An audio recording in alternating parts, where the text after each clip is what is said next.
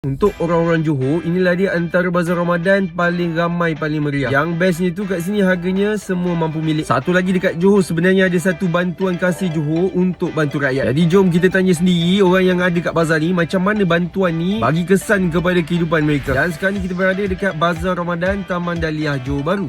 Saya kesih masa lalui lah sebab apa? Yelah mak pun ada sakit khusus juga. Dia memang berniaga kat sini ke macam mana? Hantar dah. Hantar sarapan pagi.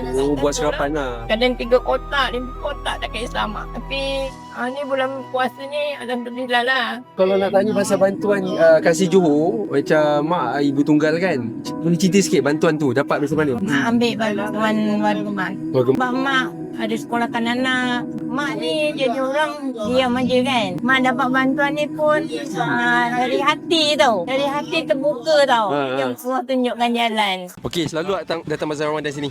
Yang sini for first time datang. Sebab saya tengok Menteri Besar datang turun beli air. Saya pun datang sini beli air. Air murah sini bang. Awak daripada mana sebenarnya? Daripada UTM bang. Tapi saya duduk Segamat. Duduk Segamat tapi sudah kat UTM. sudah kat UTM. Antara bantuan yang awak dapat macam mana? Kalau daripada kerajaan Johor, saya dapat air RM200. Jadi lepas tu dengan laptop siswa Johor. Jadi dia membantu saya buat bayar yuran kolej untuk saya hidup kat kolej. Okey, adik dah lama ke kerja Grab? Baru 2 tahun gitu lah. Oh, kalau Grab selalu pendapatan tak menentu kan?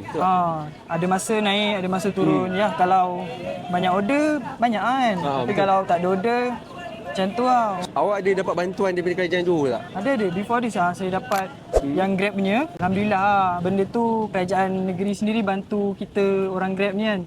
Yang tak ada pendapatan tetap untuk ada income lebih sikit lah. Bantuan kasih Johor merupakan inisiatif kerajaan negeri Johor di bawah kepimpinan Yang Amat Berhormat Datuk On Hafiz, Menteri Besar Johor. Setakat ini lebih 215.38 juta ringgit telah disalurkan kepada 580,000 bangsa Johor melalui 24 inisiatif. Antara penerima termasuklah pelajar, ibu tunggal, OKU, warga emas dan juga pekerja gig. Selain itu, kerajaan negeri juga jalankan jualan kasih Johor di 252 lokasi seluruh negeri bagi memastikan harga barang dapur kekal mampu milik. So, BKJ ni dah berjaya bantu bangsa Johor yang memerlukan. Ini bukti yang hasil negeri dipulangkan balik kepada rakyat. Macam ni baru betul. Johor memang komited nak pastikan tak ada satu golongan pun yang tersisih. Kalau korang salah seorang daripada penerima BKJ, cuba share sikit dekat ruangan komen pengalaman korang.